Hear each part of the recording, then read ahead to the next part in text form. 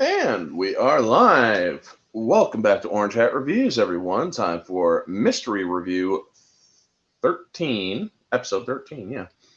And looks like we got a couple Aussies in the chat. How you guys doing? Epime. And Lethal, how you doing? And yes, Epime the Oz, you actually did guess it, correct.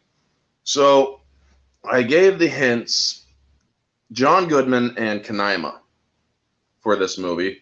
Then I also did a third hint a little later on, Avondale.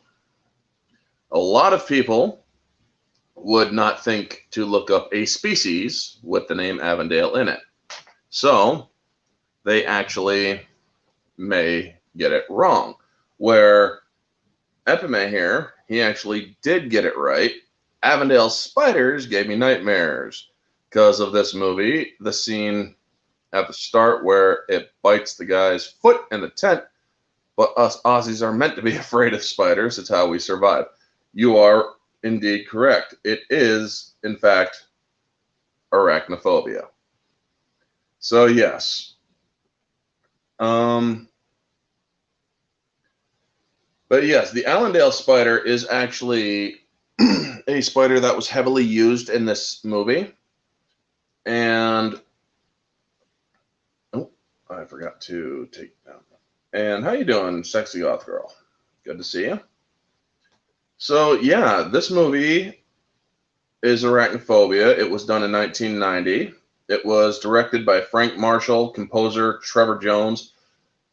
It actually even has a producer credit for the infamous bitch known as Kathleen Kennedy, the same bitch that ruined Star Wars for a lot of people.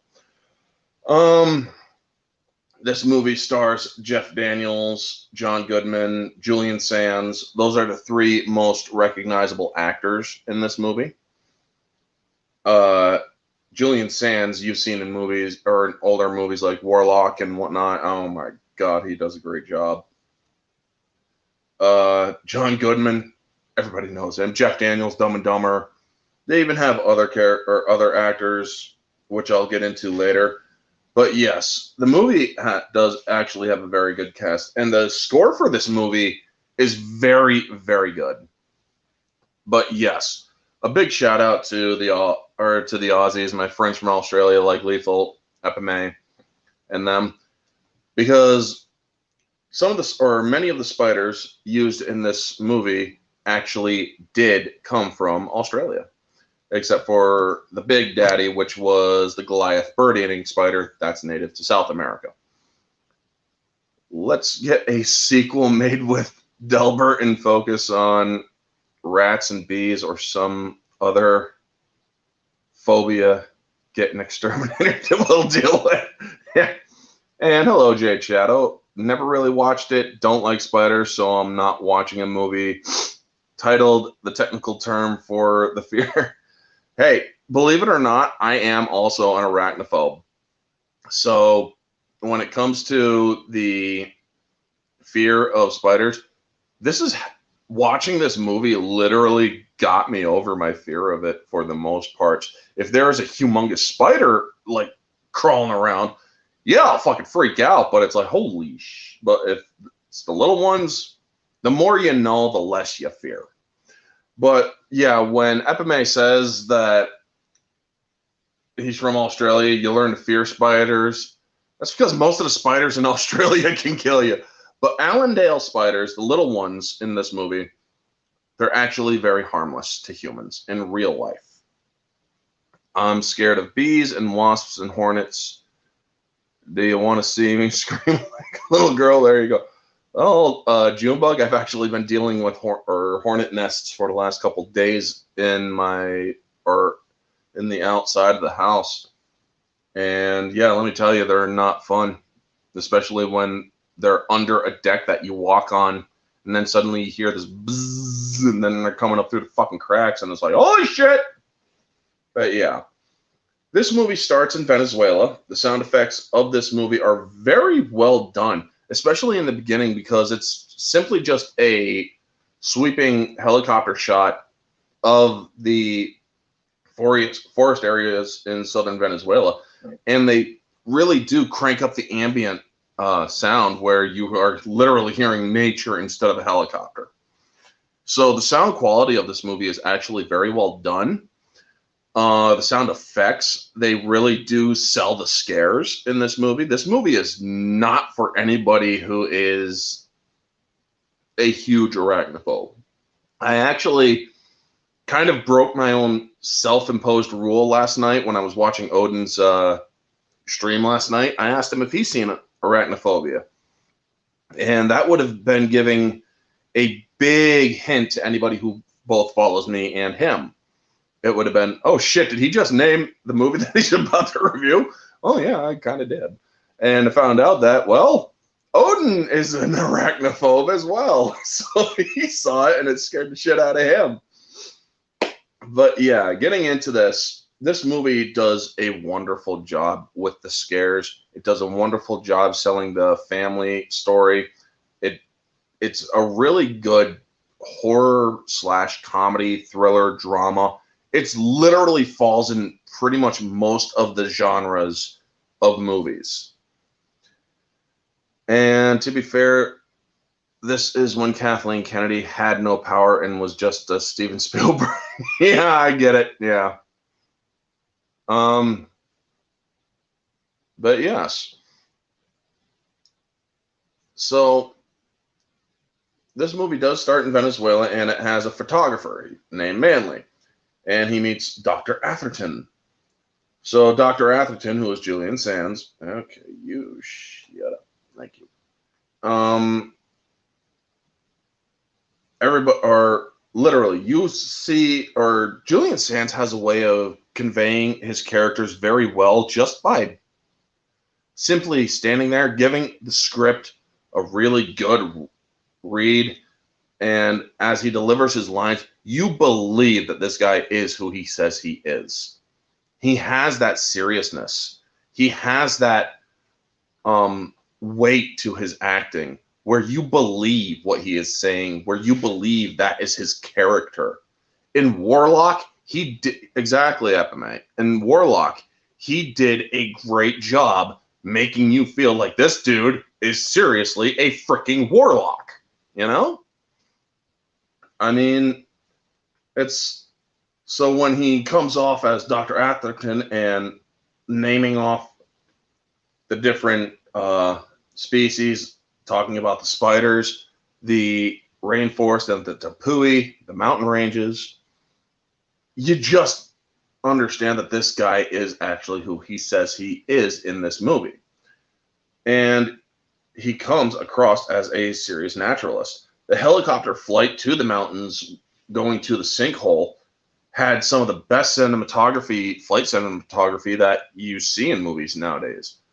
Or nowadays, yeah, you get great cinematography, but for the 90s, that was actually very good cinematography.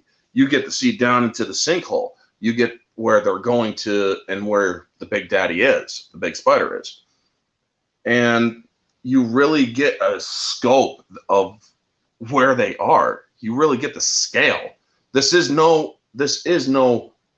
Hollywood set that they were filming in. This was in the freaking jungle for some of it. Obviously, they couldn't be there in case there or shoot all of it in that area because, well, they were going to be dealing with bugs and other such things. So, yes, this movie is, well, in a way, it is mindless fun. He's got a movie coming out in a month, a B-grade vampire film. I will have to check it out. I will definitely have to check it out, Epimate. Thank you for letting me know that. So the scene where the expedition is going into the sinkhole, you get the photographer Manley who's complaining. He's like, "Look, I get poison spiders and whatnot, but a freaking 2,000-foot drop? Come on! This is for the equipment. Our guide will show us another way down." Now, some information on Canaima. It is a town in the movie, but in reality, it is actually a mythical figure, a god, so to speak, in the South American rainforest areas. It is believed to be a very malevolent and intelligent god of death or spirit of death, where people will not venture into those areas where Canaima is believed to be. Hello, Kristen Nardone. Thank you for stopping in. And if you invoke or if you anger this spirit, it will follow you. It will, and well, probably you'll end up dead somehow. And hello. So when the guide is guiding them down into the sinkhole, he stops, he then lets them know, or he points out to where they need to go, and they're like, what's wrong? I'm not going any further. And he basically tells them, no voy, no voy. This is in Spanish and Portuguese. But it does sound more Spanish. It's very hard to tell the difference sometimes. But anyway, the guy's like, what's wrong with him? This is as far as he'll go. And the look that the native has on his face is basically, yeah, you all are going to die. So when they set up or they get down into the bottom of the sinkhole, they're like, or they have this bigger equipment. It's like a smoke billower. And the photographer's like, or the photographer, before he gets down there, he walks right into one of the huge webs and he screams his freaking bloody lungs out. And and they're like, or he gets up and another guy comes talking to Atherton's assistant. He's like, man, are you all right? So the other guy says something in Spanish. And he's like, what did he say? He said, you should be careful. You're too big for us to carry out. I mean, yeah, they are in a literal 2,000-foot sinkhole in southern Venezuela. So as they blow the smoke up into the trees of that sinkhole, they have all these collection cones out to collect species. Most of the species they have collected are, well, now dead because they literally suffocated them all. And there are some dead spider species. Now, these are species, according to Dr. Atherton in the movie, that have been isolated. So it's literally a land that time forgot. And people have rediscovered. So when he's like, are you sure it's dead? Yes, quite dead. So as he's about to take a picture, they show the spider jump up on him. And I'm like, oh my God, man, that is just, woof. The jump scares in this movie are really what sells it. But there's not always jump scares that scare the hell out of you. When you see these spiders crawling around and coming down, you actually see that these people put some strings on these damn things. In a scene later on, the shower scene, the infamous shower scene that a lot of people know about. I watched this on a 65-inch screen right over there, and when I saw it, I'm like, this movie was not upgraded to HD. So they haven't really upgraded it to Ultra HD and stuff. So you can actually see that some of the spiders actually have strings attached to them. And these are living spiders that have strings attached to them. So you got to be very careful, especially when you're dealing with spiders, because if you kill animals or spiders in movies, the MPAA, the movie people, that's a no-no. There's only one movie that I've seen so far that actually did harm or kill an actual beastie or creepy crawly, and that was the movie Predator, where Bill Duke literally crushes and kills a scorpion.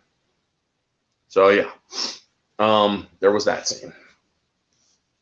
And that is why if you actually look at the movie Predator, you don't see in the credits no animals or creatures were harmed in the making of this video or of this feature because, well, they did kill a freaking scorpion. I watched the shower scene in 65-inch Ultra HD. That is not what I said, FMA, but good touch. But the shower scene is basically, when you see the spider, when I get there, I'll get there. It's actually a pretty hilarious scene when you think about it. But I do like the lines in there when Manley's like, what is that? Have you ever tossed a firecracker into a pond? Maybe when I was a kid. Why? What happened? A bunch of stuff floated up from the bottom. Exactly. It's the same concept, but in reverse. You're basically just blowing smoke and things fall down. So then Manly kills a spider because, well, it jumped on him or jumped on his camera lens, and you hear him freaking out. And as he's killing it and stepping on it, you then see a shot of the general hissing and his fangs working. And I'm like, jeez, man. Yes, exactly. Where Mara goes, she's like shudders.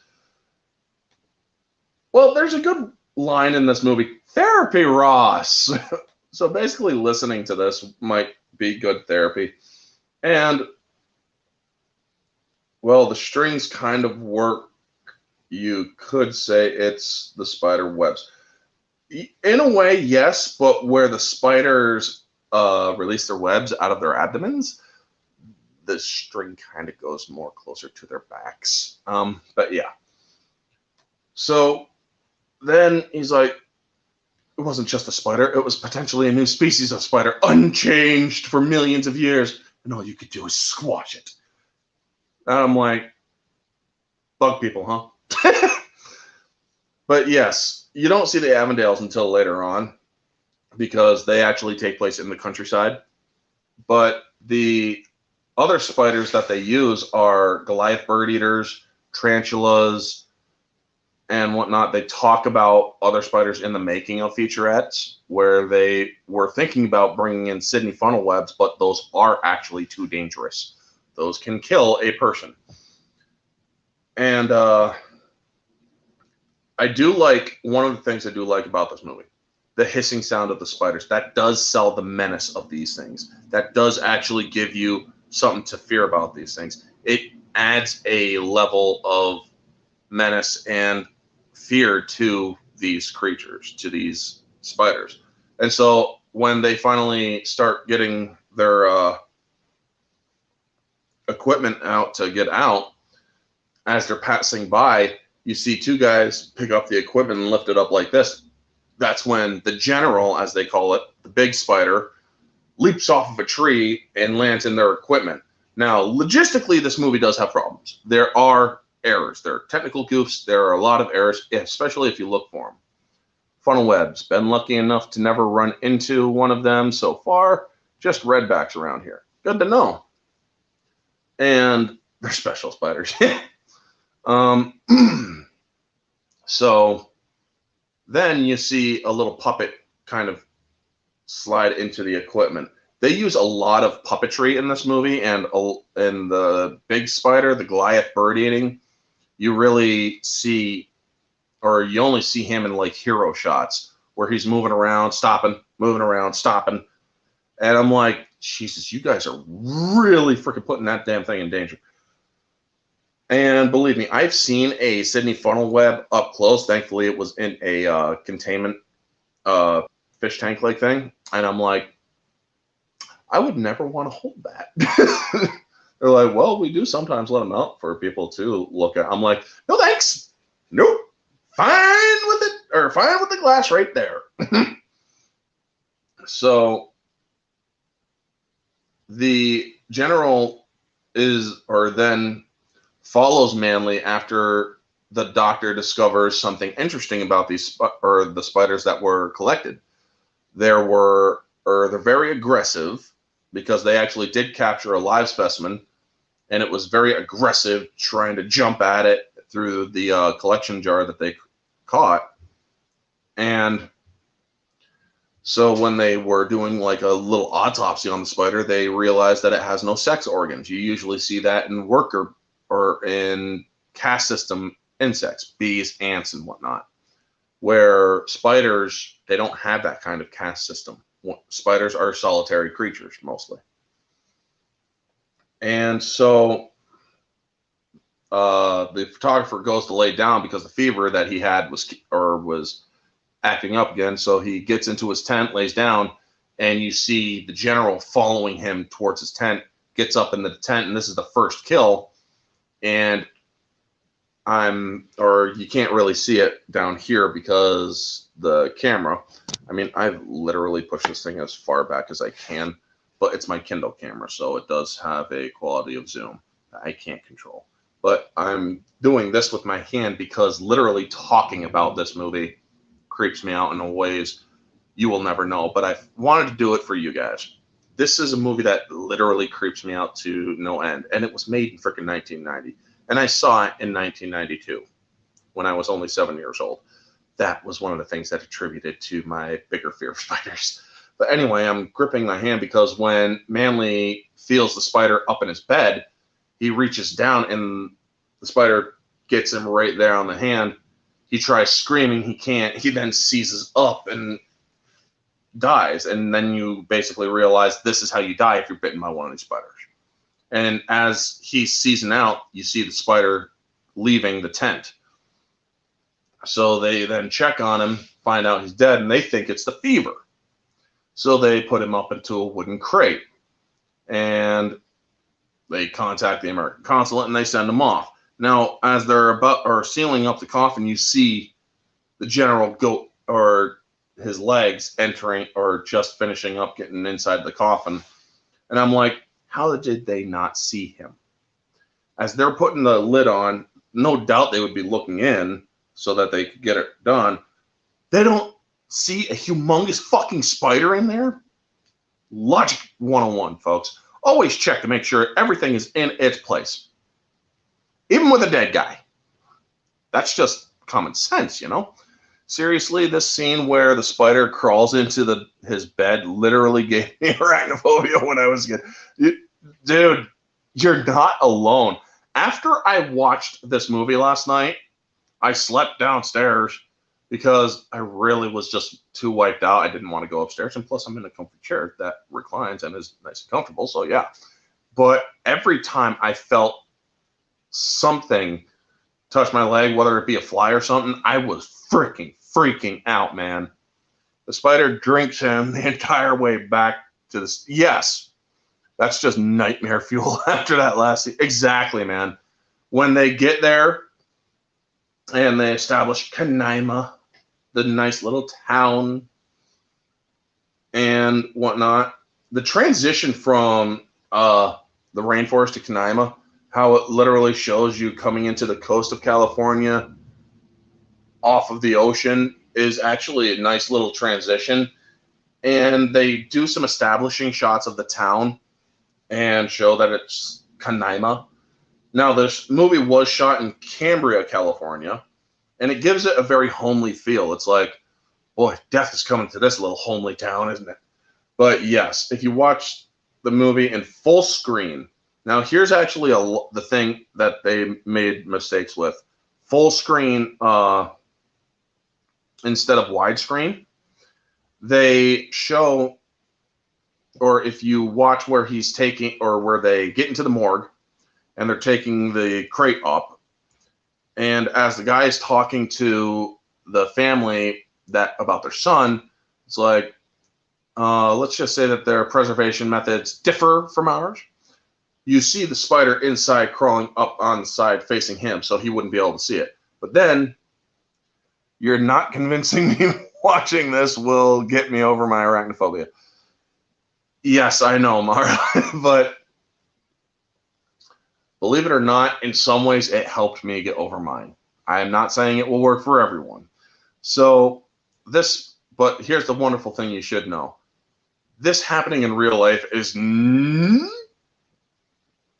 less than this chance of happening. I mean, it was made in a movie, but anyway, you see them put the puppet of the spider over, like literally go like this as he's talking on the phone, looking down at the body.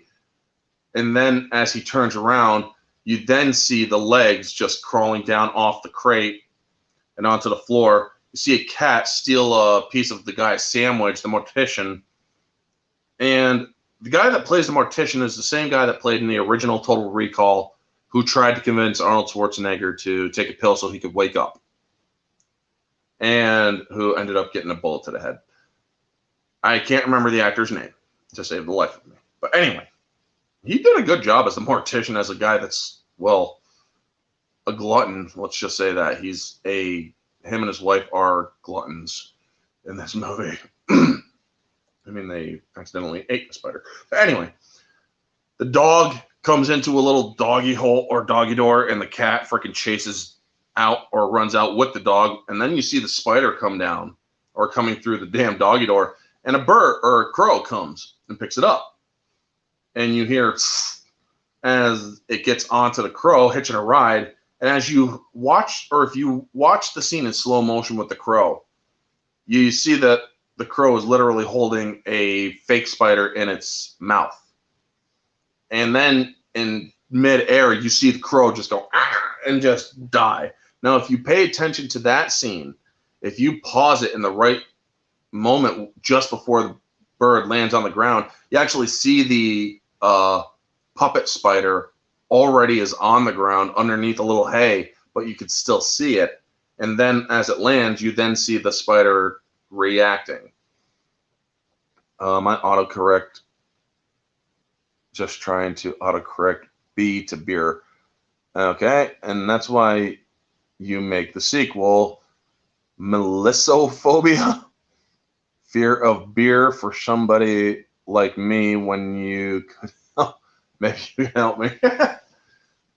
I just had a spider sitting on my shoulder. Well, I've had spiders as I was on my laptop literally come down, webbing from the ceiling down in front of me. That made me freak out so bad. I fell off my bed one time because I was on my bed, or I was in my bed doing it one time. Don't clip that. I was on my bed doing my work and whatnot, and it just comes down. It's like, fuck, man, what the hell? I broke that laptop, unfortunately. And that was a good laptop, too. But anyway, yeah, so this movie has technical goofs, mostly technical goofs. The writing is very good. The cinematography, the score, all of that is very good. It's just that the technical goofs with the spider, those are where you know that it's a very fake spider in certain scenes. That's the only real goofs of this movie. I mean, to be fair, I will do the objective right now. Objectively, it is about 7.5 to 8 out of 10. There are just some technical goofs of the spiders in this movie that really make you wonder what the hell is going on. So, yeah. Then, as this spider falls down, you are introduced to the Jennings. Ross, played by Jeff Daniels, his wife, Harley something Kozak. And they have their kids. One of the kids takes a ball, throws it over right near the damn spider. And it's like, the kid finds it, he's like, there's a dead bird over here. Don't touch it. Just go inside, play with your sister, and you see him pick up his ball, and then you see the big-ass spider. Like, ugh! I love Daddy Longlegs. They kill roaches. I can't handle three creatures, spiders, roaches, and sharks. Well, that's fine with me. I hate spiders. How many people in the chat, how many of y'all hate spiders?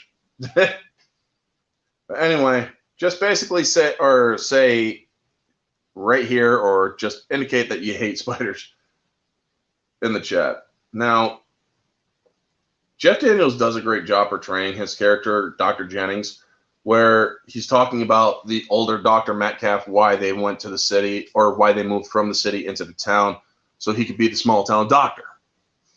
And he's like, have you talked with Metcalf? Yep. The old coot passes the torch at 10 sharp. And as they're handling, talking and moving their stuff in, you learn that he's a wine connoisseur. And they're like, you're good. And he's like, Chateau Margaux, $120 a bottle. Tasty, huh? At that kind of price, who could afford to drink it? It goes down into the basement. I mean, the cellar, the wine cellar. So you get a nice taste of this, is all establishing it. That I don't mind spiders. It's more bees, wasps, and hornets I'm scared of. Okay, Junebug.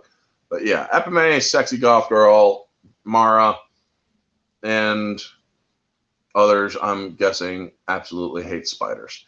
So I think it's pretty much law that if you're an Australian, you should hate spiders.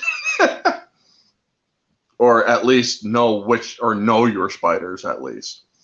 But anyway, the wine cellar thing is basically is a good way of establishing the final act, which takes place in the wine cellar. And then you basically understand that this dude really loves his wine and his alcohol. He's not a drunk, but yeah. So then one of his kids is like, Dad, there was a spider, man. It was huge. It was bigger than this. Talking about his glove. And he's like, we'll go in. We'll have your mom kill the spider. Honey, we're down in the living room. I need you to kill a spider. It's usually the guy's job, but or you find out that he's afraid of spiders. We had to ban an episode of Pepper Big because it was teaching children not to be afraid of spiders. Holy shit! Are you serious? Are you freaking serious?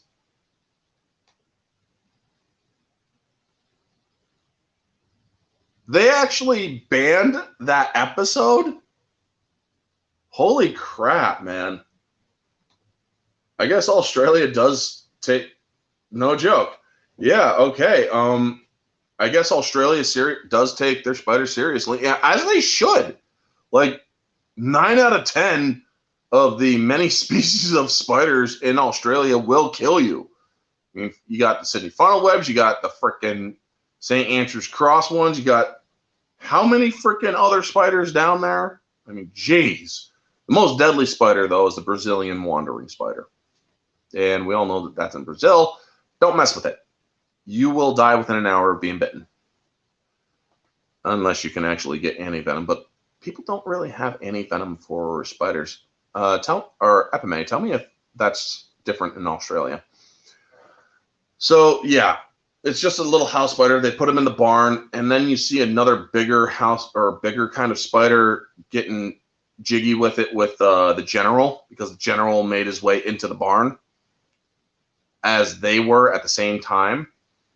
He's making it in through a little crack in the barn where they walk right in the front door and whatnot. So then you get an idea that this spider's now getting cozy with others. Funny enough, the one spider that's harmless is the most terrifying, the huntsman, the most commonly spotted crawling along car windshields at 3 a.m. drives. Nice. And yeah, so in the movie, the next scene after it's suggested that Jeff Daniels is getting jiggy with his wife, while the general's getting jiggy with its new wife. Well, to be fair, we should just ban Peppa Pig to begin with. Honestly, I've never even heard of Peppa Pig. To be 100% honest, I have not. But anyway, back over to the talking points.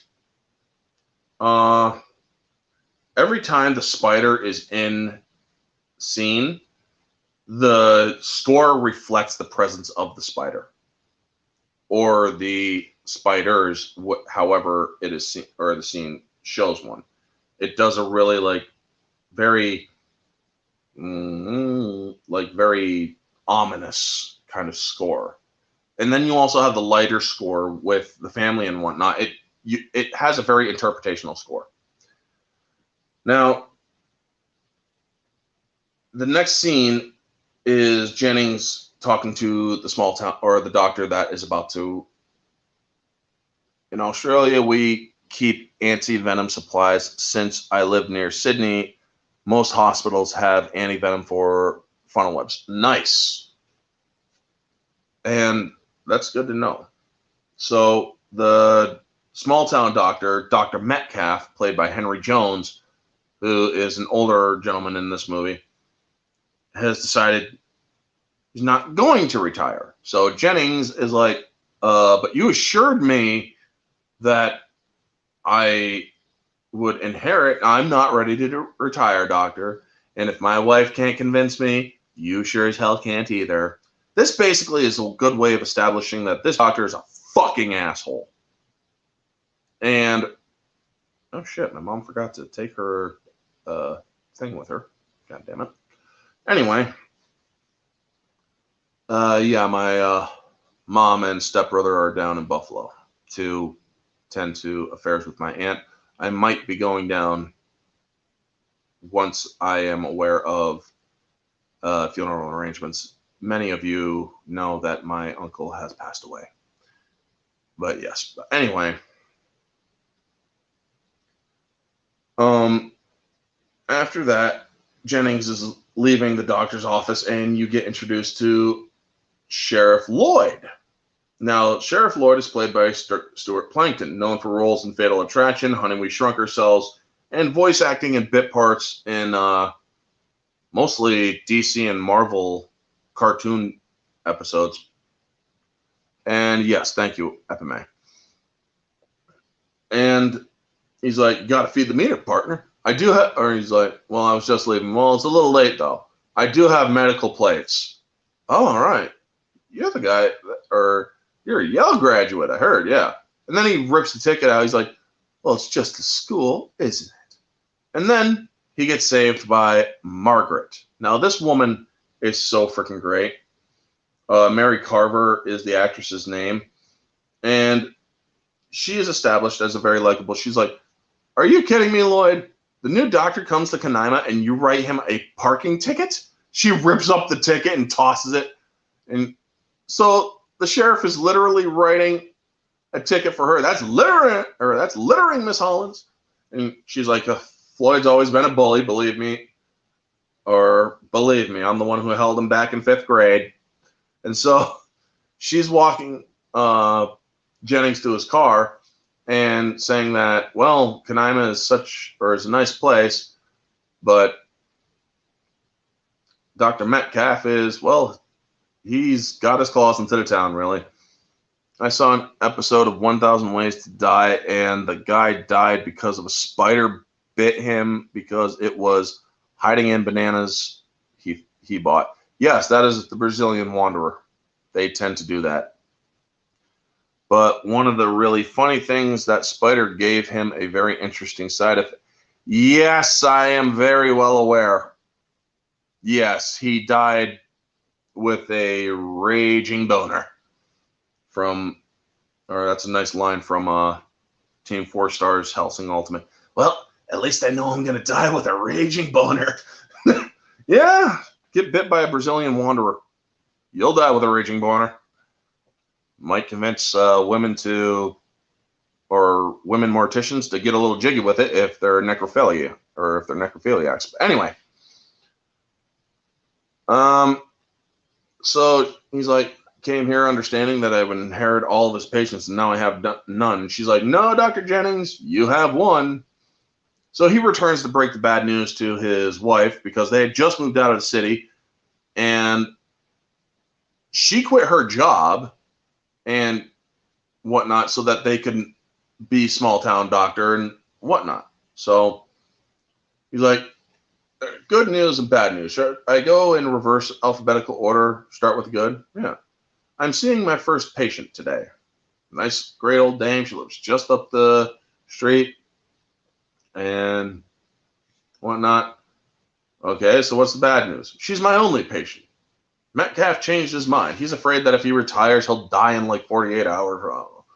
And so they're freaking out a little bit. And he's like, well, let's not freak out. Maybe we'll get lucky and all of our systems will be ravaged with disease.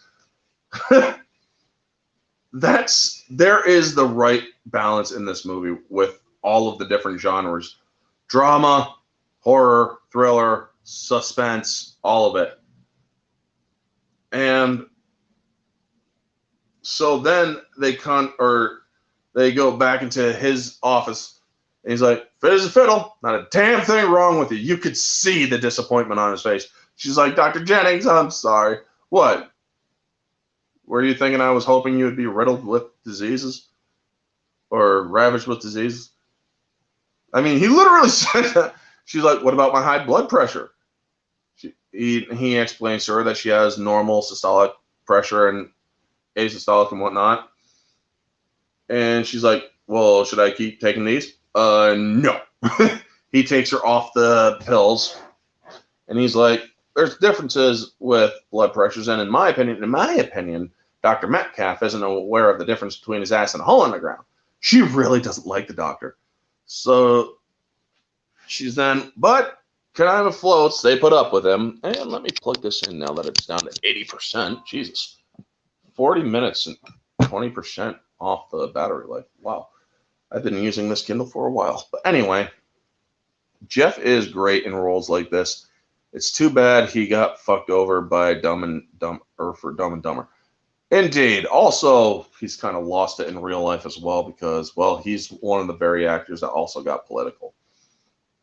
Do you know what if I don't like that? At least I go to heaven with a smile on my face because I don't play every mom wants to go having fun time with this girl.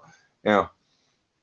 So she then decides to throw him a party because Sam Metcalf, after the war, he threw himself a party when he came to Canaima.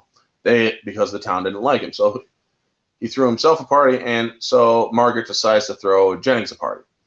And while just before this party, and while Jennings is at the office taking care of his patient, the old lady, you see his wife go into the barn and take a picture of some humongous webs in the barn. And so while he's talking to his wife later on, she's like, or got some great shots in the barn, the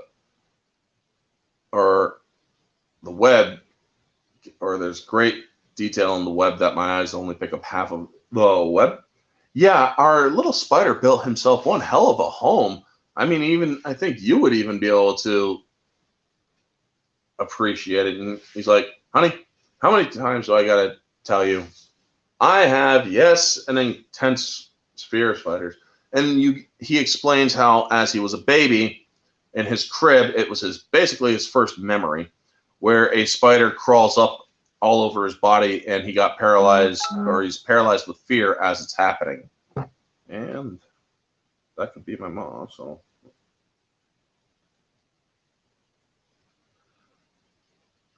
And it's not. It's actually somebody else. So 1 second, folks.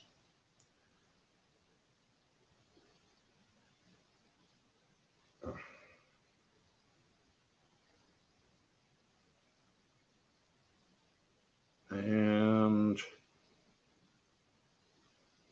I got to drop a link to somebody who wanted to watch the stream as well. So that's what I'm doing right now. Just 1 second. And share. Copy. Hangouts.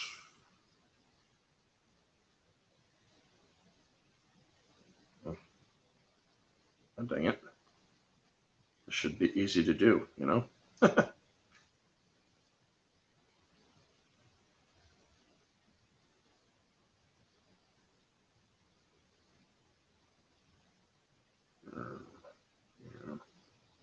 Yeah.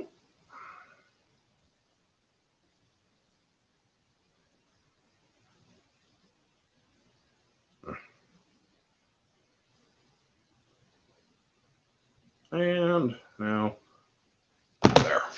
So, where was I? Oh, yes. So they go out to the barn, and he's like, my God, have you seen it up here? Honey, I think you spared the 8-legged Frank Lloyd right. That is such a good freaking line in this. And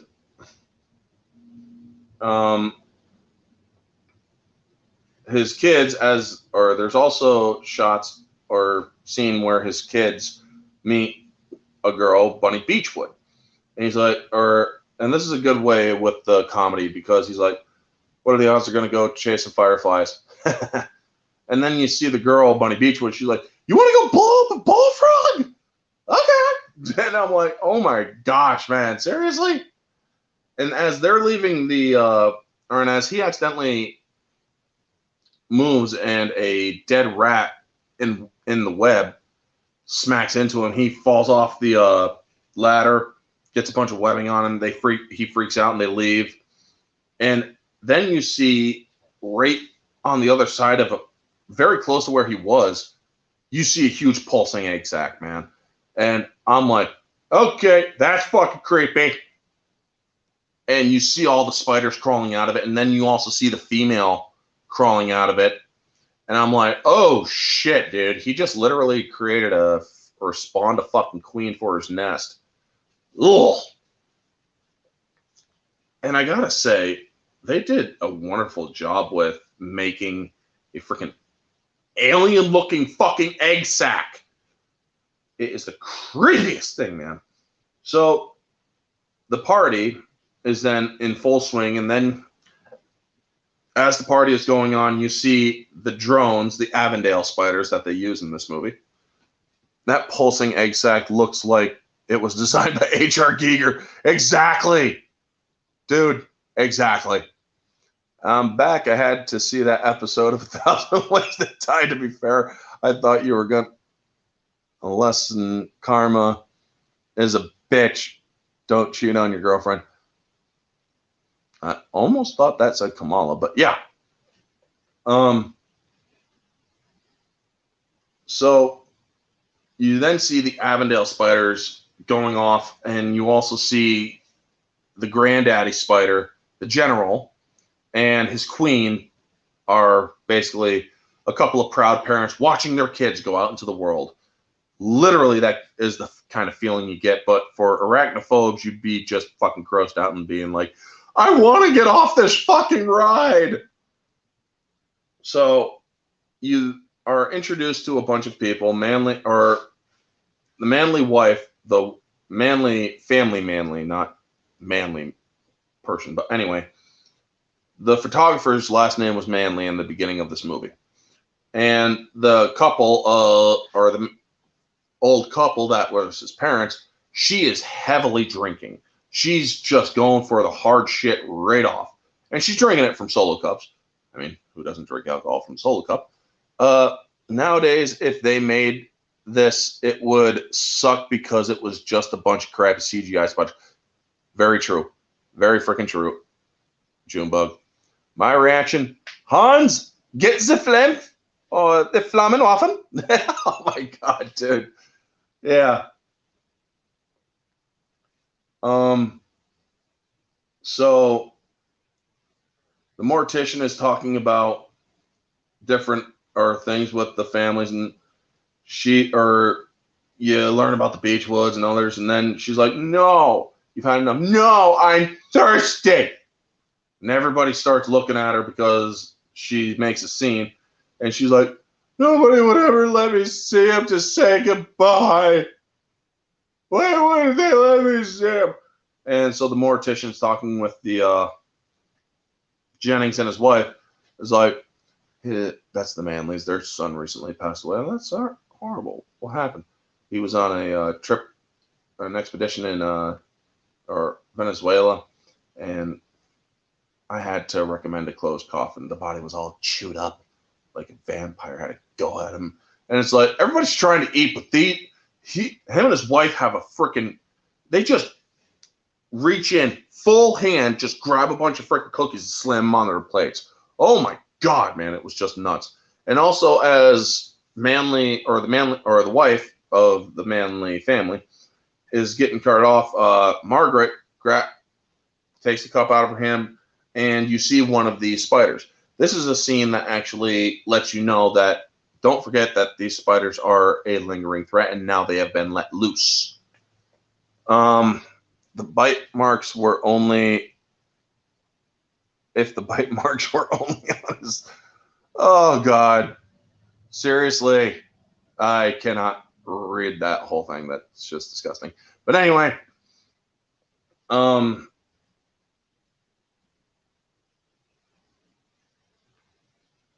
yes, one of the spiders being at the party is a good way of reminding the audience of the threat of the spiders.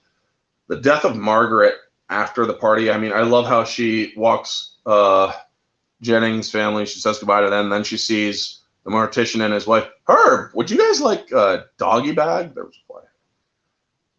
And they're like, oh no, Margaret, great party, thank you, and whatnot. It's like, Jesus. So she walks in, and then you see one of the spiders crawling in after her. And then this displays the intelligence of these spiders, because their daddy, the general, is also a very intelligent spider. The spider just displays intelligence in it that basically makes you feel that it might not just be a spider, like the whole Legend of Canaima thing, you know? So the Avondale that they have is moving back and forth, looking at the cat like it just wants to have a nice, humongous, freaking juicy meal. And this is only, it's, to be fair, the spider, if I can, is roughly about maybe the size of this thing here.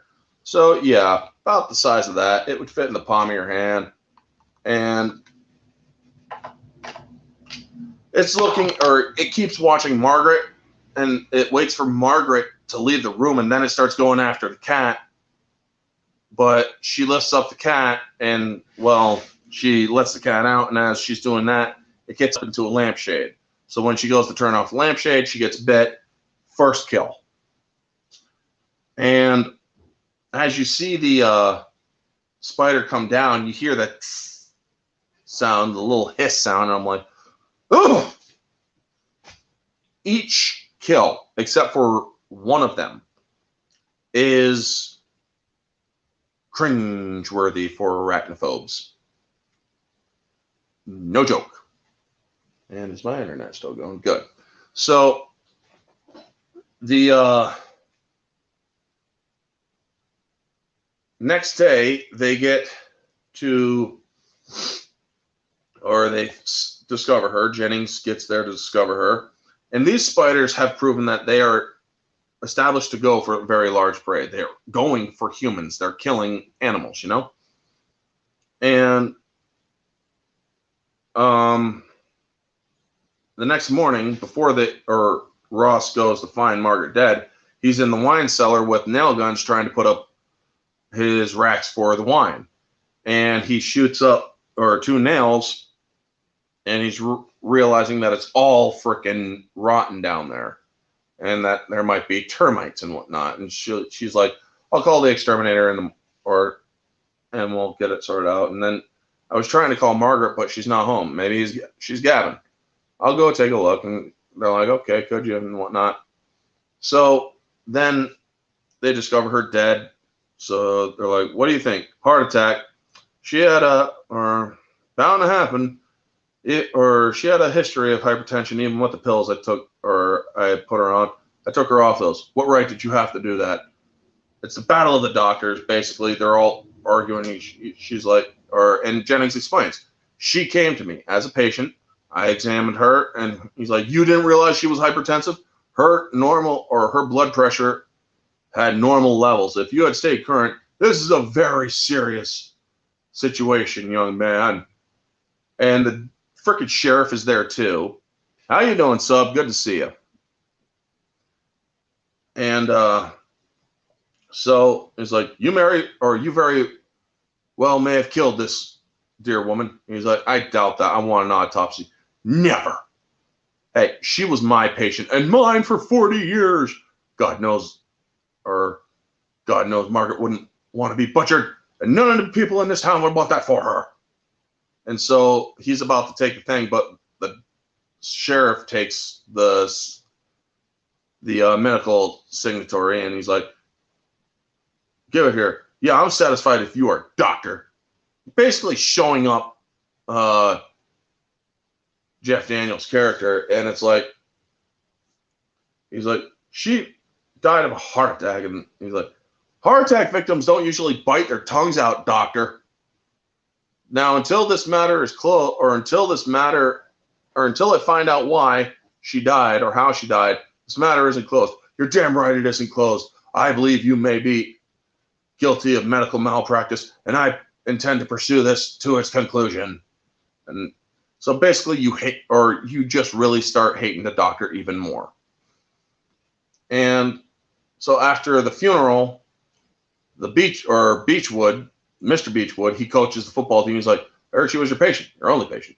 Why don't you come by the gym later? I'll throw some business your way. And he's like, thank you, Henry. I appreciate that. You think he could have said it a little louder? Genius. So he goes and to the court, or to the basketball court, and, or actually, no, before that, we get the introduction to Delbert McClintock, John Goodman, freaking exterminator extraordinaire. His character is freaking hilarious. And so he's like, so he's walking through the house with Jennings' wife, and she's like, my husband thinks it might be termites. Termites, huh? Yeah, and he's an expert in these matters. Well, no. Yeah, I didn't think so. Well, it's good you called me. No room for amateurs in this game. And when he actually gets there, he closes the door, he looks. He's the freaking gunslinger of exterminators, man. He just gives and just walks on in, tapping, and he's like, gets down into the cellar, reading, he's like, oh. She's like, what is it? Not sure. Would anybody objectify or rip this floor out? I would. False alarm. Move along. And he listened, and she's like, so what do you think it is? Shh. I didn't find anything. Go figure. So why is all the wood rotting? I'll tell you why. Bad wood. So what do we do? Pull out bad wood. Put in good wood. And then he's looking at the wine. My husband's kind of a fan, or kind of a collector. Oh, yeah? I collect beer cans for a living myself. I got a 19 yada milliliter can with a misprint on the label. Only 120 cans of so in circulation. Husband want to take a gander. I mean, this dude is just so freaking great, man. The scene with Goodman is why I said he would have made a great Rooster Ogburn in True Grit instead of Jeff Bridges. That is a good one. And so then we get to the scene at the school where Beechwood and Jennings are talking, and he's like, oh, you probably don't have any, or they're talking about crickets, and there's this line, he's like, crickets up the wazoo. Now that you mention it, I haven't heard many crickets in the last few weeks. Tell you the truth, I haven't either. Now, a lot of people would say that is a throwaway line, but believe it or not, that is to establish that these spiders are are an invasive species, and they are completely ravenous. Hey, Kamen Rider, how are we doing? It is arachnophobia. And so he does his he gives all the players their physicals. 1 second, please.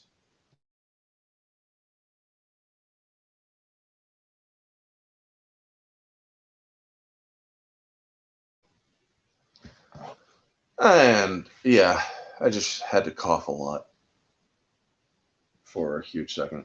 I had to get some stuff out. But anyway, you see a couple of spiders at the scrimmage, and then you see one of them get into a helmet, and the kid picks up, or one of the players picks up the helmet, Miller.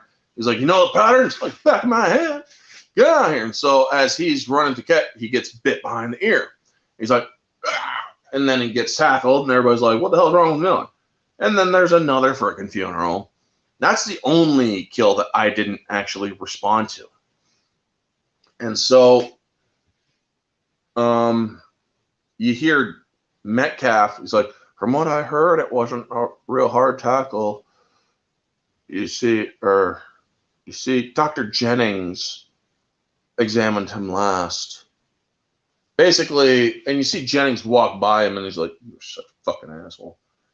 And so the kids are at home. They're like, what's wrong, kids? And they're like, Bunny Beechwood said that, everyone in town is calling you Dr. Death.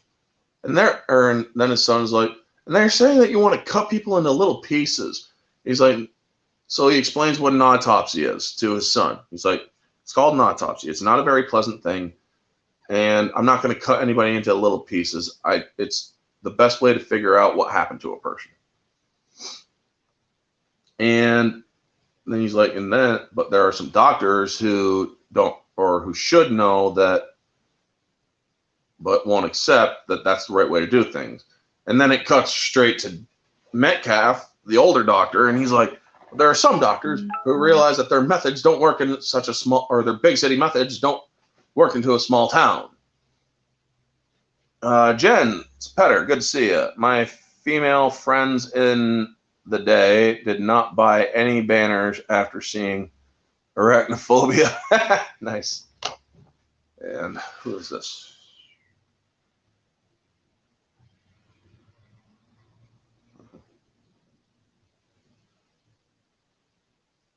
And so he's walking on the treadmill, and his wife, who is the same woman who played the grandma to Adam Sandler in the golf movie. Jesus, I blanked on that movie. Happy Gilmore. And Dr. Death, that sounds like a Marvel villain. I'm sure it is. Probably. So he's like, and she's like, well, that boy did, and Margaret did seem to be healthy. If I did an autopsy for everyone who died, I'd be run out of Canaima so quickly. Or I'd be run out of Canaima so fast. And he's like, oh, poor Sam. You still think everything is a popularity contest. You're not jealous of our new doctor, are you? What? Now you made me lose my timing. You're yelling, Sam. And as he's on the treadmill, you see one of the Avondales crawl up, and it's about to go after him, but it gets caught on the treadmill and slides down, so it goes into his slipper. And he's like, I'd love to take walk, or his wife's like, I would love to take walks in the park with you. It's not the same thing, honey, Evelyn. I need to know how long or how far I'm going and how long it took me. And so he takes his socks off to get a shower, and she's like, floor's cold, Sam. We're all right, you're always right. And then you hear a biting sound, and it's like, damn! And she's like, what's wrong? Some damn thing bit me. And then she sees a spider. Oh my god, it's just a spider. Spider felt like a damn cougar. Damn! And he starts seizing up. He's like, I'm having a seizure. What should I do? This was not one of the best lines. Sam, what should I do? Doctor's patients are dying so fast you'd think his name was Fauci or Cuomo. Dude, FMA, you just won the fucking internet with that one, dude. You seriously just won the internet with this. Because the thing is, you're absolutely fucking right. But yeah, so he's like, call 911, call Jennings. And he seizes up, and then he's like, he'd been dead 15 minutes before he got here. So the medical examiner also arrives, and he's like, so what do you think killed him? Massive coronary, or his wife says he was bitten by a spider just before he seized. And so he looks down, and he's like, oh yeah, I heard about, or Sam told me about you. You're the hotshot that won't accept anybody else's diagnosis. I'll accept it if I agree with it. Now look right here. I believe that's a spider bite. They point at the spider bite on his toe. And he's like, I'll buy that. But I doubt that's what killed him. In all my years, I've only seen one case of a fatal or spider bite fatality, and that involved a black widow and a 1-year-old child. No, my guess is Sam overexerted himself. His wife said he was on the treadmill just before he keeled over. Oh, well, maybe you're right. And he's like, I want a full autopsy, blood toxicology, everything, the whole works. And you then hear the sheriff pipe up, and he's like, shut up, Lloyd. You'll get Evelyn's permission first, of course. And so, yeah, he gets the autopsy. They don't show what goes on. And he's like, now you better take care, you're the town doctor. So then you see Jennings getting all of the patients, the little girl, he does a little examination on a girl. He's like, I think we should treat this with antibiotics. And then you see his wife hanging up the photos she took of the web and the house and the barn and whatnot. And then you get another shot of the medical examiner. He's like, are you sitting down? According to preliminary data, Sam Metcalf died as a result of an as yet unidentified toxic substance in his bloodstream, a minute amount of it. Now, my office is not ruling out accidental poisoning or intentional poisoning or even killer spiders. But whatever we do or whatever you want to do, we'll agree with. And he tells him he wants those bodies exhumed. He needs to be sure. And so, Metcalf then starts to, or gets home and sees that his daughter is going to the beach woods for a sleepover. And he warns them. He's like, now there may be some dangerous spiders out there that have killed a few people. Now, if you see one, don't try to catch it. Don't try to kill it. Just run. Run! And we'll do that, Dr. Jennings. You don't have to worry about a thing. And I'm like, oh, my God. This girl is such a freaking blonde idiot. But anyway, you then hear the younger one, yo, Dr. Death. And he's like, his wife is looking at him, are you okay? No, I'm not. Banana crates was a frightening thing for people after seeing arachnophobia. Yeah, well, that's because Brazilian wanderers ended up in banana crate shipments. I mean, shit, there was a toy car that somebody was going to buy, but had a freaking rat or had a freaking poisonous snake in it. And it's like, holy shit, man. So then you see the scene where the girls are scaring each other. And you see one of the Avondale ones coming down from its web. You see the shadow. It's just ominous freaking music. You see the doll's eyes that are just below the Avondale open up to look at the spider coming down. And I'm like, oh my gosh, one of the kids are about to get bit. So after they keep on scaring each other, the sister comes in and they're like, they pick up this or a book. She's like, no, we don't need this. So they kill the spider that almost bit one of them. In my head, I keep confusing scenes from Arachnophobia with scenes from Eight-Legged Freaks. Yeah. So then it goes to Jennings doing some research, finding out who to contact, who'd be the best person to contact and whatnot. And he sees the name Dr. Atherton.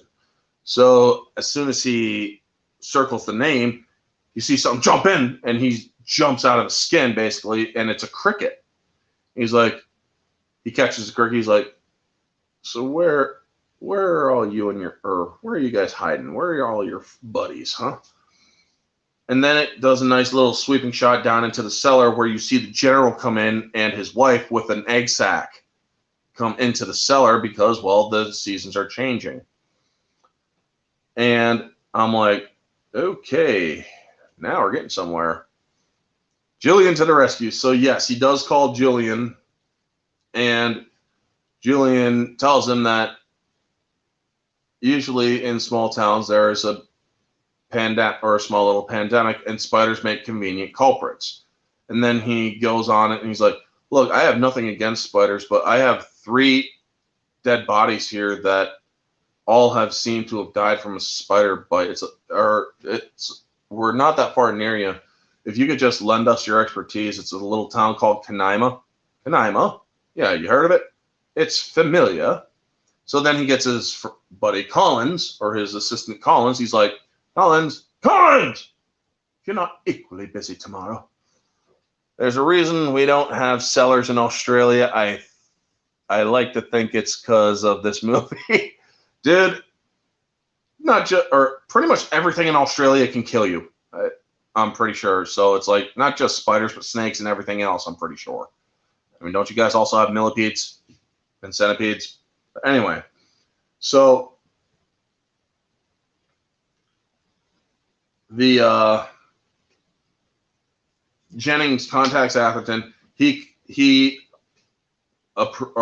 does come, or he does agree to meet, but he sends his assistant, played by Brian McNamara, who's actually a pretty good actor in his own right too. I haven't seen many of his other movies, or probably missed his other movies going forward, but he's actually pretty good, or he's actually a pretty good actor. And so Brian McNamara gets there as they're exhuming the bodies, and he's talking about, or they show him one of the spider bite on Sam Metcalf. He's like, even with several times potency of Lectrodectus, Black Widow, right? Yes. Even with several potency, it would take even more than one bite to kill. But so we have to assume that this man dying in the spider bite are coincidental. And so he's about to leave to get some fresh air, and they're like, get over here. You still think it's a coincidence? He's like, that's spider bite. The tissue around the bite is macerated, or is all macerated. And then they find another one behind the kid's left ear, and that's when Chris calls Atherton. He's like, Dr. Atherton, Chris Collins, you really need to come down to Canaima.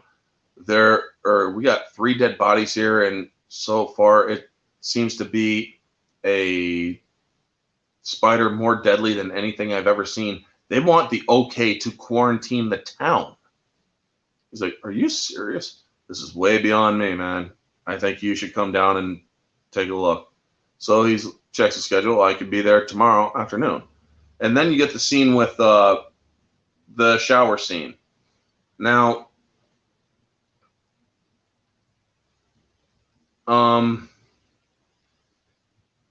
or no, actually, there's the that night, there's the scene where Jennings sitting up in bed, and you see the spider. Now, they actually do put a fake spider on the wall in the scene where he thinks he's looking at a spider. So the audience kind of thinks it's the general is in his bedroom, or its wife is in the bedroom.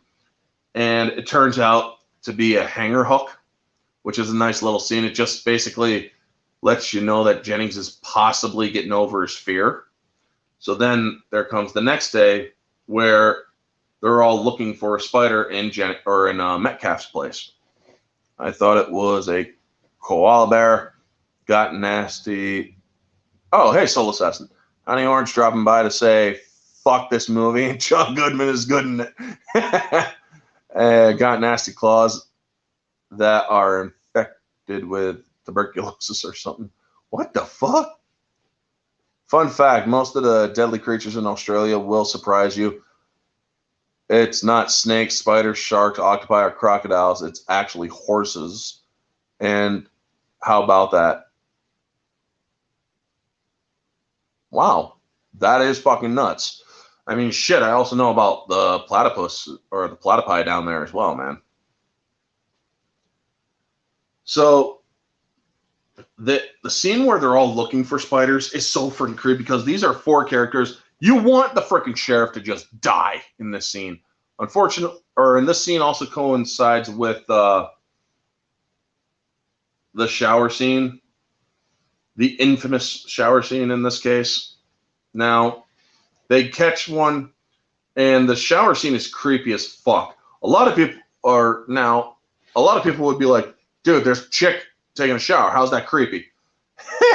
If you're a fucking arachnophobe, you know what I'm talking about. So while she's taking her shower, you see the freaking Alondale going up, and it's going down like this, and then it's looking at her, and then it goes like that. It's just like kind of gets on its tippy legs, and that's also where you see the string attached to its back. And I'm like, the hell? Jens Petter, most koalas are riddled with the chlamydia, and their bite is very venomous and can kill you, since they eat so much eucalyptus leaves, which are very toxic to us. Yes, I know about the chlamydia, but I didn't know about their bite having eucalyptus venom in it, or eucalyptus poison in it. But yeah, small side note, folks, because FMA brought up the chlamydia and koalas. That meme of Fatal J from months back where Fatal J wants a koala, and this was during the Dark Council Full Aussie show. Fatal J, dude, I love you, brother. Your face, how you were just so broken when you learned that koalas have chlamydia. It was just so freaking hilarious to watch. But anyway, back to the scene where this spider literally jumps on her face, slides down in between her breasts and down. How she does not feel that immediately is beyond me. It's like, how do you not feel that shit? Honestly. And then she starts screaming when it's on her foot, and it goes down the drain. It gets washed down the drain. It's a Bitsy Spider, you know? And so the father, who's also sitting on a toilet with another Avondale in that toilet downstairs, is like never a moment's peace. She's screaming, and he opens the door. She's like, ah! And then screams at her dad. So then they go back to the hunting of the other scene, or where they're all looking for it. And you see that Chris, the assistant, is looking at webs in the backyard. He's like, and Jennings is like, what the hell is all that crap? Leftovers. It's crickets, legs, wings, and such. He's like, we haven't had many crickets in Canaima in the past few weeks.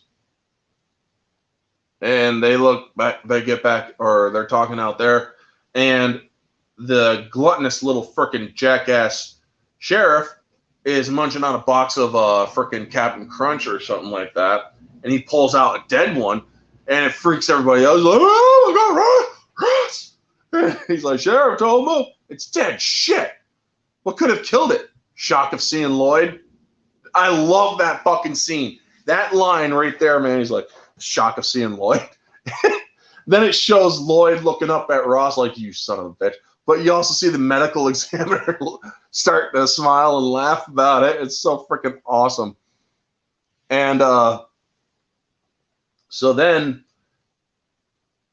they cut over to Delbert looking in the Beechwoods house, and he's like, there's a rumor going around some kind of spider may have killed my Bronco, Margaret Metcalf and my Bronco. Doubtful, Henry. I had a colleague who bumped into a nest of black widows, sustained over a dozen bites, and lived. Of course, as he's feeling around the toilet, you see an Avondale just moving around to get out of his reach, you know? And he's like, of course, he permanently lost all control of his bodily functions. There's no spider here, but I will hunt down the alleged arachnid and send him to Kingdom Come. To be honest, the scene's still sticking to my head. Yes, Abigail, Isabella. I mean, these scenes, most of the scenes in these movies are scenes that will stick with you if you fear spiders in the least. The boots. Yes, the boot scene. Now, as I said, this movie does have a stipulation that no animals or insects were harmed in the making of this movie. And there is the scene where Delbert sees an arachnid.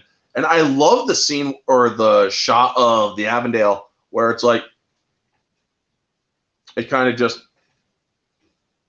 looks at him like a gunslinger in the West. And you even get that kind of music with the gunslinger in the West with Delbert, you know, the strings and the nice little freaking, it's like, ding, ding, ding, ding, ding, ding. And so he sprays it and it starts walking off and he gets pissed off and sprays it again. And he's like, he just walks up and you hear the thick crunch and he's like, ugh. It's like, dude, did you just freaking come by stepping on a spider? I mean, seriously. So then you see the guts of the spider and he rubs it off and walks away. And the dog's barking at him. He's like, that's right. I'm bad. And Now, when he kills, or the shot where it shows the boot going over the spider, there's a hollowed out boot. So underneath the foot, there's a square that is completely hollowed out for the spider, or to be safe underneath the shoe, so that the spider wasn't killed. So yes, they can still say that they didn't kill the spider in this movie. Now,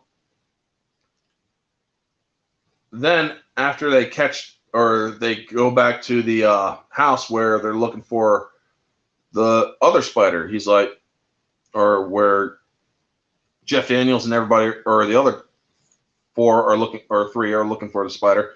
He's like, this trip to find a new species, where was it? South America, Venezuela. Why? And that's when you see one of the spiders come out from behind a picture frame and jump, and he's like, whoa! And then you see it go up with its legs up, kind of. And so Jeff Daniels is like right back against a wall, and he's like, oh, is that one of them? I'd say it's a damn fine suspect. And so as he goes to reach for something, the Avondale focuses in on him. And then he turns back toward the Avondale, and it focuses over against Ross. He's like, Ross, I need you to take a step toward it. He's like, Chris, I'm scared to death. I know, but there's neurotoxin in our brains that allow us to deal with them. So come on. Or neurotransmitter. He's like, I don't think I have that particular neurotransmitter. He's like, yes, you do. And so you see Jeff Daniels just take a walk at the spider, and yes, John Goodman is great in the movie. Indeed he is. I mean, seriously, indeed he is. And yes. So when they catch it, and you see the spider going like this, like getting ready to just want to jump. So then Atherton shows up, and he's like, now, or he explains the situation. He's like, do you have a specimen, doctor? Yes. Now, I think I know why you heard of Canaima.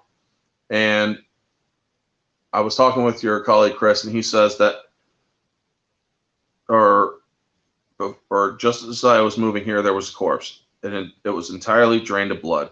Now, your colleague, Chris, has told me that if a spider had gotten into a crate and for long enough, it could drain the body. It was completely drained of blood. I think I know why you heard of Canaima. This was Jerry Manley's hometown. Manley, the photographer. Yeah, I think one of your Venezuelan spiders hitched a ride in Manley's coffin. And so you see the realization on his face that he's like, oh shit, I am partly responsible for this. So then he looks at the spider, and he's like, the fangs are disproportionately large, 3 poison sacs. Imagine John Goodman played Delbert in The Bar Horse. That would have been great. And so he's like, now let's test the venom. So they have a little mouse, and they do a nice little movie magic where the mouse is here, or so basically the mouse is here. He has the needle, but he puts the needle in the mouse. Now, you guys can't see this, but my finger is quite literally, it's now touching the thing, but you see the needle going in. My finger is like 2 to 3 inches away from this thing right here, the floss. And that's how they did it in the movie, so that they didn't, really poison the freaking mouse. So, they give it just the tiniest injection of the venom. But why is John Goodman everybody's favorite in the movie? Because John Goodman is so freaking hilarious in the movie. That is why, basically. John Goodman's character brings the levity and the comedy to this movie in a way that nobody else does in the movie. Abigail, to answer your question.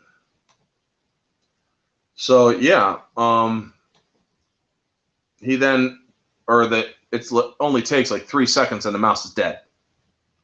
After they inject it, they put it in the little jar, and the jar, you see the jar go down and whatnot, and then you hear like 3 little, and then dead. He's like, I'm no expert, but I'd say that toxin is lethal at a fraction of that dose. I'd agree. And so they start discussing, or then he's like, no sex organs. That would make them drones, like worker bees or anything. Or you see that usually, but I've never seen it in spiders. I have. Venezuela, right? Yes, this is a descendant. Apparently, one of the males from that species came here and mated with a common house spider. And this whole scene where he is explaining how this, or what will happen here, is very tense. But then it has an interruption with John Goodman's character, and because he's the everyman in his mind. He's the hero. He's the protagonist. Well, the funny thing, you should mention that, Epime, because if you actually look at the marketing campaign of Arachnophobia, they have a Nintendo game where he is literally the playable character that has to kill all the spiders in the game for Nintendo. Yeah, 3 little squeaks, Jens. And so, yeah, he is the hero in the game, at least. So then they have the interruption where Delbert and the sheriff arrive. He's like, hi, doctor, this is our town exterminator, Delbert McClintock. Always happy to meet a colleague. Now, he believes he came across one of the offending spiders a few hours ago. Might you have brought it with you? Actually, it might still be on the bottom of my shoe. And you see frickin' Jeff Ditton. He's like, just gives a complete face bomb. He's like, you probably can't tell what it is anymore. So it's like, oh my God. So that was just like a completely useless interruption. So then he explains that he mates with common house spiders, creating this army, and it spreads out from a web-like pattern. Jesus, I'm talking British. Anyway, a web-like pattern, and eventually he will create reproductive offspring off of her own. And when that happens, this town is dead, and the next town, and the next town. Now, the species I found in Venezuela was isolated by geography. That isn't true here. So they can spread out a lot easier and quicker and whatnot. But also, because of the specialization, it creates a very short lifespan. So that is why they will die only after a few days.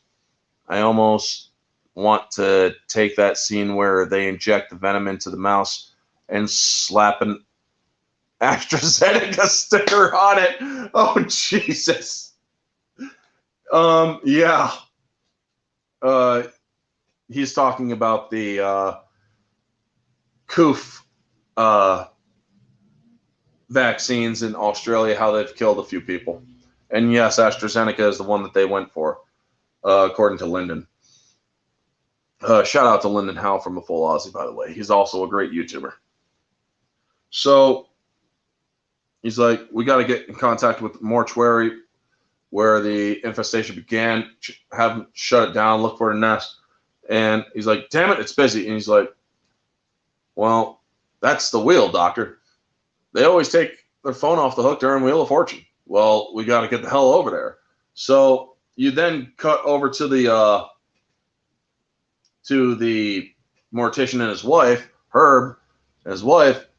And I think his wife is the same woman from the Drew Carey show, the big woman. And so they're just hogging into the frickin' popcorn, and one of the spiders is in the frickin' bowl, and then you see her pick it up. So yeah, they're automatic, or you know that they're dead when they get there, and then you see it crawling out of Herb's nose. That was the creepiest freaking thing ever. Mimi from Drew Carey, yes. And I'm like, oh my God, man, Jesus Christ, I cannot watch this movie anymore. But I still did. I mean, it's creepy to it. He's like, oh my God, man. So Atherton is still at the place because he needs to call the Department of Agriculture and whatnot. And he's like, yes, I want you to tell him everything exactly as I told you, even if it means interrupting a dinner party. Because you got to call the Department of Agriculture because you got to let them know that there is an epidemic of deadly spiders in that area and that they are causing a massive economic or agricultural disaster, basically. That is why he had to call the Department of Agriculture. And also, they would be the ones to call the government to issue or for an issuance of quarantine because of the spiders being around. Now, the spider crawling out of his nose is the spider equivalent of a chest burster. I'll slightly agree to that. Because, yeah, it was creepy as hell. And so then he's about to leave with the sheriff, and he's like, where is this? Daniel's place, or Dennis Farm. Jennings' place. Take me there. He notices the web photo, and so Jennings, Chris, and Delbert are getting out of there. He's like, what was it that Jennings said? They spread out from a centralized pattern, or web-like pattern. Delbert, do you got a map of this place? Thinking about buying here. Could you just get us a map, please? Yeah, sure, man. And so he's like, okay, the first one was Margaret, right there. Second one was the football kid. That was at the field. Metcalf. Yeah, this is fun. I found one here at Beechwood. Now, this place in the middle here, that's the mortuary, right? No, that's a house. Well, who the hell lives there? I do. And so freaking Delbert is driving like a maniac. He's like, Delbert! I can't believe that the plate or that the nest was in my own damn barn. And he's like, I wouldn't be too, or that might not be accurate, Doc. Your common spider would find your barn a little bit breezy this time here. I seriously doubt the spot or the nest is in the barn. Well, I know for a fact that it is, Delbert. There was a web in the barn. I saw a web. A web would indicate a arachnoid presence. Now, they got this saying in Benelux country. Just get us there, Delbert. So while he's driving there, you also see that the doctor has found the nest. And he sends the sheriff to go get Delbert and them while they're already on their way. He's like, and so he goes up. And you see the main general's nest.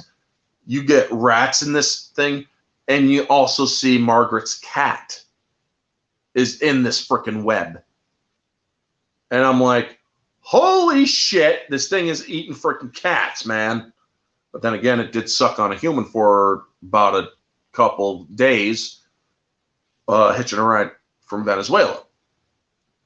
So what does Atherton do? He gets up there. He's like, starts playing the web like a string. Supper's ready. Come and get it. Delbert needs to do a Starship Troopers crossover. That would be so hilarious. And so he's like, supper's ready. Come and get it. And then you see the general come in. And he gets nailed right in the neck as it crawls up his arm and just gets right into his neck. And he's dead, and it's like, why would you scream? Dude, you are supposed to be the freaking expert. And you got oh, jeez, man. You just scream and just let it land on you. How do you do that? You know? But so then you see the light drop down, and then you see them pull up. He's like, destroy what's in the barn. Check. Better incorporate my private stock. He's pulling out huge things of poison. And they go into the house, and so you see Delbert go into the barn. He's like, hello, trick or treat.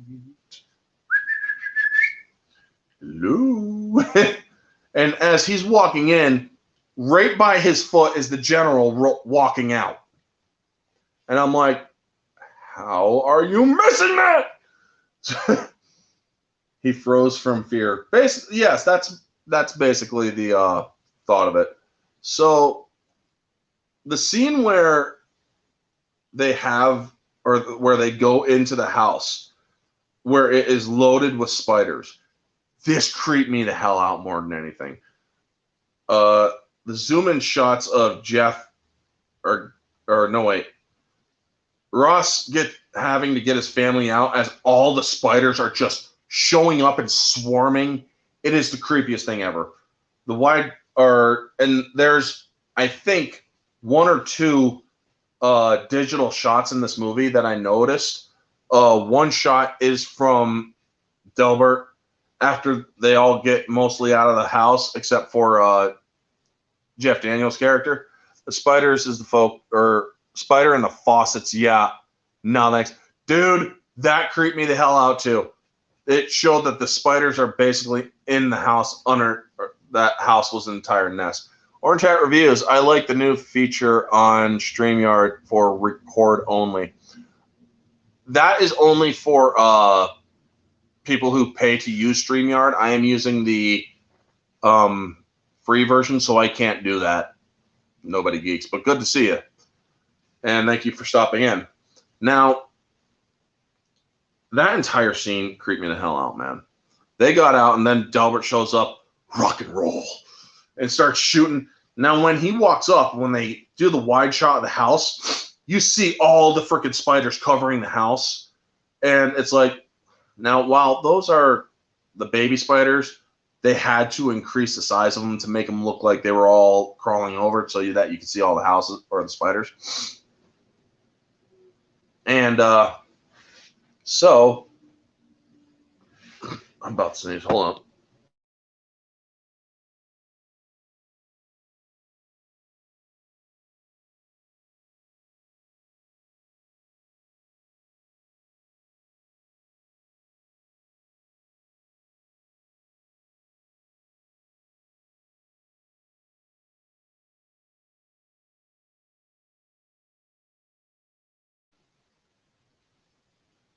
Sorry about that.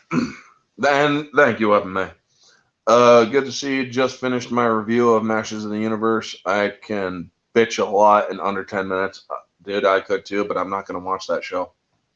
As much as a fan I am, or as much of a fan as I am of the original He-Man and the Masters of the Universe, I watched that first episode and I'm like, fuck you to Kevin Smith.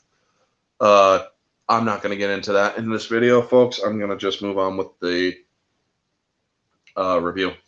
So the basement, because Ross falls into the basement, and Ross versus the Queen, because the Queen, immediately after he falls in, he starts freaking out because he thinks that he's getting swarmed with spiders, except that there would be no spiders in that area where the Queen would be. And they describe what it would be like to be in that area. It'd be musty, damp. There would be no smell or no other spiders except for the Queen. And as he's realizing that the Queen, well, it touches his hand, he's like, oh, shit, I'm in the goddamn nest. And so he picks up a shovel and starts shoveling around. And the zoom-in shots of Ross, where he's looking for the Queen and the Queen jumps at him, so he swats it with the shovel, is all very well done. The 3 zoom-in shots at the different angles basically are good suspense cinematography shots. The part where he swings at the Queen with the shovel, it shows the Queen getting hit and flying off, but then when he lifts it up, it shows the Queen had grabbed onto the shovel handle and starts crawling down, and then he throws the shovel, and he, thank you again for the bless you. Love that. Jeff goes for a makeshift flamethrower like the final fight from Metal Gear 2. Solid Snake roasts that big boss. Yeah. And so he kills the Queen by throwing the shovel into the power box, which is already sparking up. And you see the Queen's abdomen just burst and goo coming out of it and all that shit. And so he sees the basic keg sack, and he grabs one of his alcohol, or bottles of alcohol, lops off the head or the stem of the bottle and goes up to the nest and finds a lighter. And he's like, okay, I'm gonna light this bitch up. And squirsh or splursh, and that's when the general comes in. It's like, and I'm like, okay, I'm out. Fuck me, I'm dead. Jesus Christ. Okay, I'm done. It's like, goddamn, man. So yeah, he freaks out and drops a whole damn line of freaking bottles on him and whatnot. And then he's like, God damn, that was a goddamn general. It's like, you guys mentioning the damn general and all this shit. It is so freaking funny. So that's also where the spider got its nickname, Bob the General. And so the cuts of this spider coming down to get him, and how he grabs a bottle and just swats it, and it gets up, and then it's moving away from each bottle that he throws at him, and he's about to throw another, not to Chateau. And so he grabs a different one instead and throws it at the one. All those shots are displaying that this spider is actually very intelligent. It knows when there's incoming danger. It moves along. And so he gets out of there. He grabs the thing, and he starts burning. He's like, okay. And then you actually see a shot where he does actually hit the spider with a flamethrower as it's trying to get under an area. And I'm like, that would have killed it. That would have killed it. But, you know, mistakes are made often. So the mix between fake generals and real is actually a very good shot. And you see the sound of the hissing of the spider. That really does sell the enjoying the session. Thank you, Abigail. Thank you for stopping in. And when it gets up into the piping area, you hear him singing the whole Itsy Bitsy Spider with the spray can or the aerosol can and the thing, and he sticks it up into the pipe. Now, he's like, come on. And then he lowers it. The second he lowers the flame out of harmful distance is when the spider comes out at you, displaying more intelligence of the general. The spider is more than just a spider in most people's eyes because it's so fucking smart, you know? It also shows it stopping as he's trying to flamethrow it and whatnot behind cover, almost like a freaking video game. And he then gets knocked down, and the spider crawls up onto his leg. And this is the scariest part, folks. This movie creeps the hell out of me. Yes, it really does. It creeps the hell out of anybody who is a freaking arachnophobe who actually are brave enough to watch this movie. So, as I said, the spider that plays the general is a Goliath bird-eating spider. That is a real species of spider, and how it crawls up onto him. And you see the close-up of its eyes looking out at him throughout the scene as he's spraying the spray can. You can see you can see Jeff Daniels reflected off of the eyes. That's a puppet. That is an absolute puppet where it's looking at him, creeping up closer, looking at him, and then it gets up on his chest where there's a piece of wood, and he's like, shoo! It launches the spider over into a part that's burning, and he's like, oh God. And then he gets up, and just as he's getting up, you see the egg sac is starting to hatch with the reproductive offspring. So yeah, there is a big problem about to happen. If those spiders get out of there, the town is dead, as Atherton said. So he's like, oh no. So you think that the general's dead. Nope, it freaking pops out and is crawling around on fire, screeching. He's like, ah! Falls back. He sees his nail gun, grabs it, cocks it, and as the thing jumps at him, he launches the nail gun, or he fires, launching the general into the egg sac, and then you see his abdomen pop, and it's like, it's just a huge sound of it, and it's so freaking gooey, and it's like, nice shot, thank God. And then you see Delbert grab him, don't mention it. So then, basically, that's sort of the end of it all, or the end of the thread of it. Orange Hat Reviews. I was in Greece in the Marine Corps. I moved something and had a brown recluse, and a brown recluse jumped on me. Thank hell I had my flak on. I am not going to lie, I freaked like a bitch. Dude, you are not the only person who would freak out like that. Waiting for Joe Pesci to come over and try to hit the spider off of Jeff with a crowbar.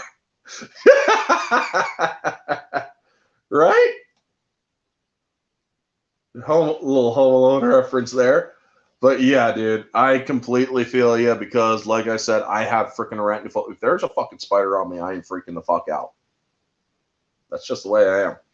I cannot stand spiders being on me. No matter how small, no matter how big, if it's fucking on me, I am freaking the hell out. Like a bitch. Yes, I fully fucking admit that, so you can all use that against me. Anyway, so then they go back to San Francisco, and it's nice little music of I Left My Heart in San Francisco. You know, the one that Sean Connery sings out of tune in The Rock. And they're like, we got out with our lives. Wouldn't that be Daniel Stern with the crowbar?